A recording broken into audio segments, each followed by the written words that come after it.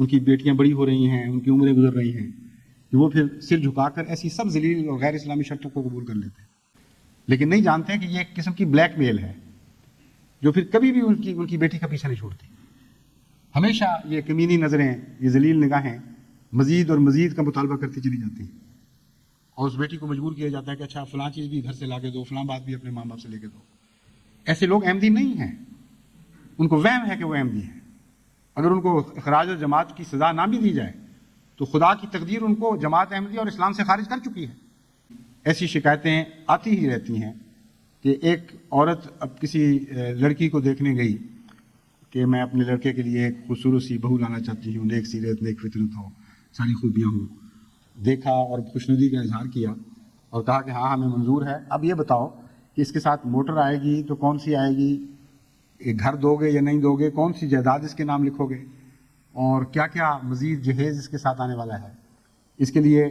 اگر تم نے اس کو فرنیچر بنا کے دینا ہے تو اس کے 20-25 ہزار ہمیں کیوں نہیں دے دیتے، ہم اپنی مرضی کا بنائیں گے، تمہیں کیا پتا کہ ہماری پسند کیا ہے، اس لیے ہم بہتر جانتے ہیں، تم پیسے ہی دے دو۔ اور بے شرمی اور بے حیائی سے وہ پیسے قبول کرتے ہیں پھر۔ اور بعض دفعہ تو ایسا سخت رد عمل ہوتا ہے اس چیز کا کہ وہ ایسے ماں باپ لکھتے ہیں کہ ہم تو، ہماری بیٹی کا یہ رد عمل ہے کہ میں کنواری رہ جاؤں گی، میں ایسے ذلیل لوگوں کے گھر نہیں جاؤں گی۔ لیکن بعض لوگ بیچارے ایسے مجبور ہو چکے ہوتے ہیں، ان کی بیٹیاں بڑی ہو رہی ہیں، ان کی عمریں گزر رہی ہیں، کہ وہ پھر سر جھکا کر ایسی سب ذلیل اور غیر اسلامی شرطوں کو قبول کر لیتے ہیں، لیکن نہیں جانتے کہ یہ ایک قسم کی بلیک میل ہے جو پھر کبھی بھی ان کی بیٹی کا پیچھا نہیں چھوڑتی۔ ہمیشہ یہ کمینی نظریں، یہ ذلیل نگاہیں مزید اور مزید کا مطالبہ کرتی چلی جاتی ہیں، اور اس بیٹی کو مجبور کیا جاتا ہے کہ اچھا فلاں چیز بھی گھر سے لا کے دو، فلاں بات بھی اپنے ماں باپ سے لے کے دو۔ ایسے لوگ احمدی نہیں ہیں، ان کو وہم ہے کہ وہ احمدی ہیں۔ اگر ان کو اخراج جماعت کی سزا نہ بھی دی جائے تو خدا کی تقدیر ان کو جماعت احمدی اور اسلام سے خارج کر چکی ہے، کیونکہ جو محمد مصطفیٰ صلی اللہ علیہ وسلم کے نمونے سے دور ہے اس کا مسلمان کہلانے کا حق ہی کوئی نہیں رہتا۔ اس لیے ان باتوں کو معمولی نہ سمجھیں، ان کی بیخ نہیں کریں،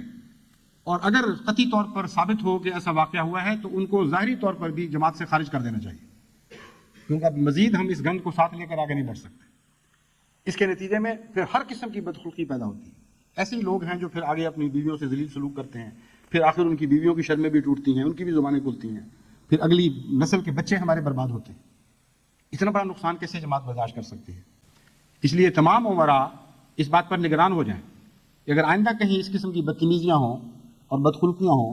اور حضرت مسیح موعود علیہ السلام کے ارشاد کے مطابق کمال بے شرمی کے ایسے نمونے دکھائے جائیں، تو ان ایسے لوگوں کو بلا تاخیر جماعت سے خارج کرنے کی کارروائی کرنی چاہیے۔